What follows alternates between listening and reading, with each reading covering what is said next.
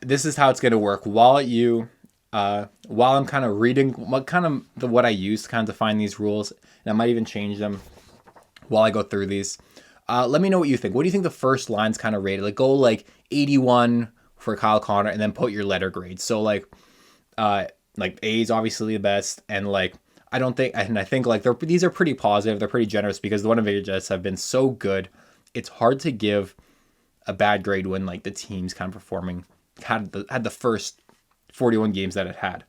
And this is how I kind of made these things. It's kind of a combination of cap hit, because cap world, it's not really fair to the guys to judge them based on what they're making, but in terms of efficiency and how you're using your cap, it unfortunately has to come into play. We have to talk about their role, your role in the team, and your play. So it also takes into account your past performance and how that relates to your current performance. And I also think that if you don't like us using cap hits as a way to judge a player's performance, then you're not allowed to complain about LTIR or anything like that, because if you're not using your cap space to its fullest, then we can't talk about like the getting more cap space, because it's a little silly. All right, so Kyle Connor makes $7.14 million, 22 goals, 30 assists. I'm not including the goal he scored tonight because we're talking about the first 41 games of the season. He's a great cap hit for his role. He found his fastball in the power play. The last few years, he hasn't been able to find the success in the power play that we've been hoping for. He has it this year. I think he's having the smartest hockey of his career. He's been the best Jets forward, in my opinion. And his job as a winger is to put up a bunch of points. And he does that. You can't really say he's not. He's on pace for about 104 points on the season. And with that included with his cap hit, like if he had a Mitch Marner cap hit, I think it'd be a little different, but you got to give him an A, I believe. Mark Scheifele, $8.5 million, 23 goals, 23 assists, on pace for 92 points. It's a better defensive season, which is not too difficult. He wasn't the greatest defensive player before. Let me know if you disagree or agree with any of these in the comments right here. We can see everything. It's a good cap hit for a 1C playing at his level, and I feel like his great December counteracts his bad stretch when looking hurt. The last few weeks with the first line clicking the way it has really ups his grade. And you got to count like when we thought he was kind of injured, because if he's going to put himself in the lineup, if he's going to be playing, then you know what? We have to act like he's at 100%, because that's what he's showing us that he is. But I gave him an A-. He's shooting at 25%. That kind of lends you to believe he's scoring a little bit higher than he should be. I also think that comparing a first-line winger to a first-line center, we're grading on a curve here for sure. And I think with Mark Scheifele, you need a dominant first-line center in the playoffs. And is he truly dominant, or is his line dominant? And maybe if we were talking about a group project with this line as a whole, it would be a little different. But I think it's an A-, which is still a really good grade. Gabriel Velarde is, using our criteria, he makes 3.44. So, he's got 36 points in the first 41 games, and he's on pace for 72 points, which is really, really good.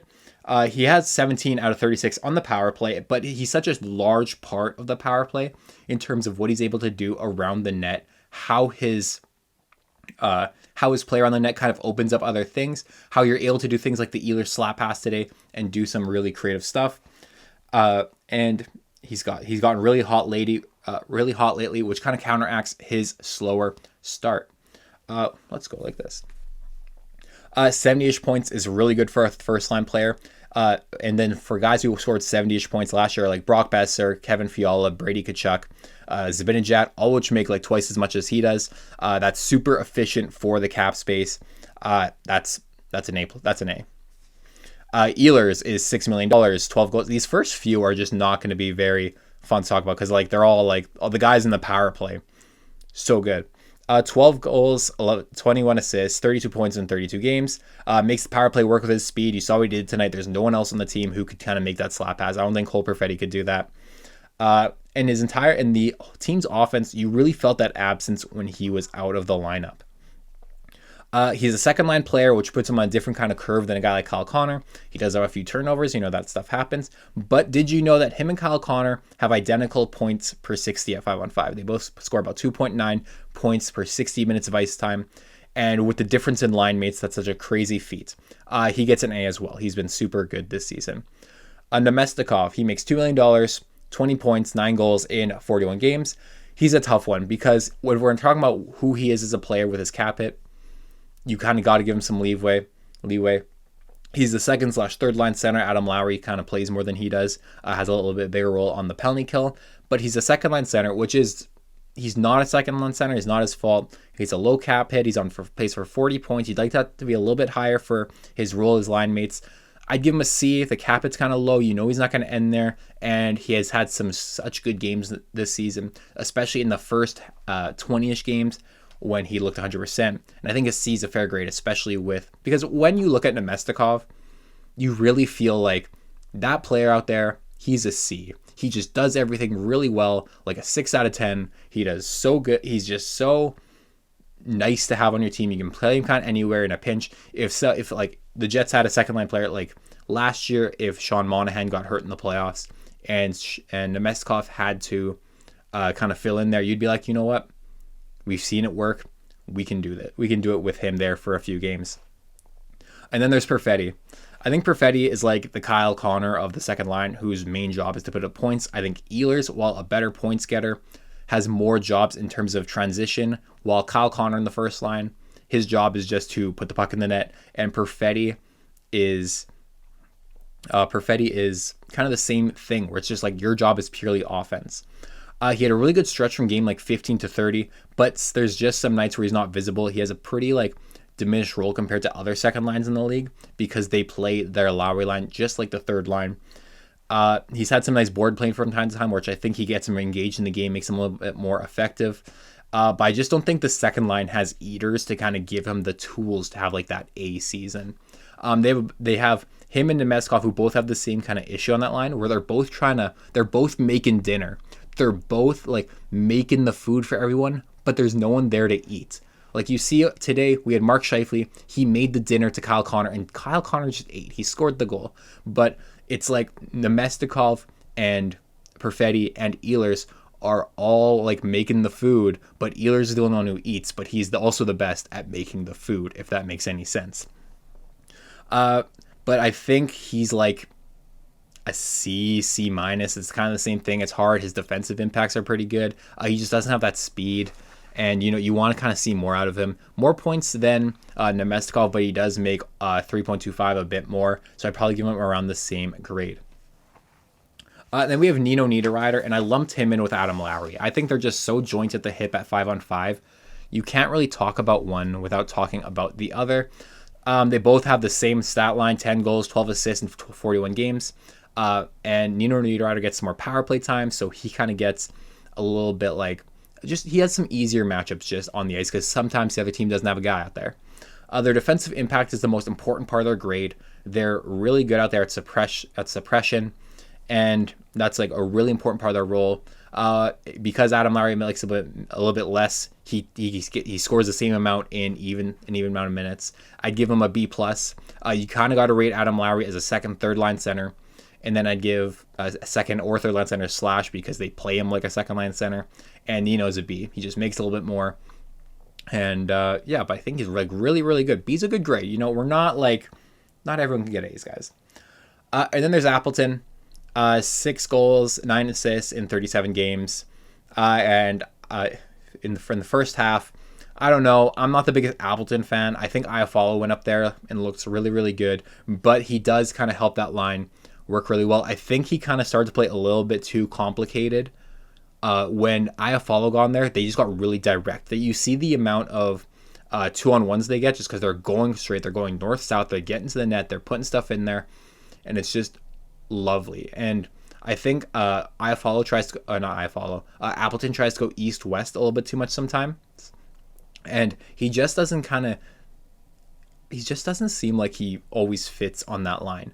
But when he does, when it's working, especially in the first part of the season, it's kind of nice. But then, just like last season, he got off to a really hot start and then kind of fizzled off in the end.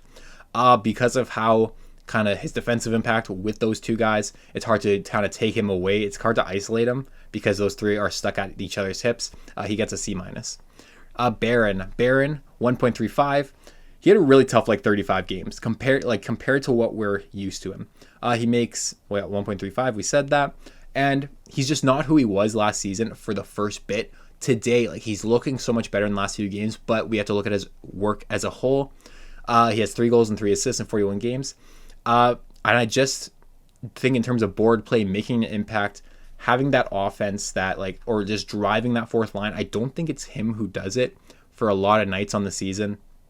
And for him, I'd give him a D. I think if you gave me his last few games, he'd probably get us a C plus, maybe even a B, because of how well he's been playing, how much he's been setting up, especially on his shifts after the power play. But I just think with Barron, you saw today, this isn't I don't want to take this too much, but he has more to give, and I think that's the key. He's the kid in the class who has a little bit more to give you, and you're just we just want you to succeed, man. And then we have Kapari, $1 million. I'm a big fan. He can't score. There's no offense there at all. He has a nice little release, never hits the net. I give him a C. He's a fourth line center, and he's not an incredible fourth line center. He does the job. It's the same Nemeskov thing. He just does the job, and you love him for it. Gets a good grade, Not the honor roll of fourth line centers. Not the guy out there who, if Adam Labarre was your fourth line center, that's an A+, right? But because he's out there, he does what you want as a fourth line center. He's good at faceoffs. C+ is kind of what I give him. With Iafallo, actually, let's wait on Iafallo. Let's talk about David Gustafsson. And he makes $835. He's Kapari, but he's big instead of fast, and he's no offense there. He has a nice shot, always hits the post or something, and just a nice body. I think those two complement each other really well. They're just not going to get you a lot of points out there. And that's not the fourth line's job all the time, but when you're in a Stanley Cup playoff run, you need contributions from everyone. So unfortunately, that kind of plays into the equation. Iafallo is interesting. Iafallo is a guy they keep trying to find a role for. He makes $4 million, which I think in my criteria really slams him. 6 goals, 8 points, 14 assists. Now points aren't everything, but it's just an easy way to communicate some things sometimes. And it feels like Scott O'Neill's always trying to get more ice time because he's better than a fourth liner. He's getting a lot better ice time lately. But through the entire 41 games, you're always feeling okay, if this $4 million could be used somewhere else, if we could add $4 million on top of Nemeskov's salary to get an actual 2C, how different does this team look? We can use this $4 million with someone else. It always feels like if there's someone who's got to go, it's kind of him because they're so married to Appleton. And I think if Appleton was if he was on that line all the time instead of Appleton, I think we'd feel a little bit differently about him. But unfortunately, because of his cap hit, and this is more of a roster constructor thing, I'd it's got to be a D just because, and it's not a fault of his own.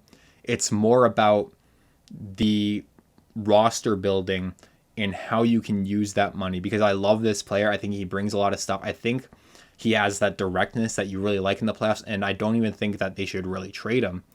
But you see that $4 million price tag, and you're you wonder if that money can be allocated differently in order to kind of get the most out of this roster.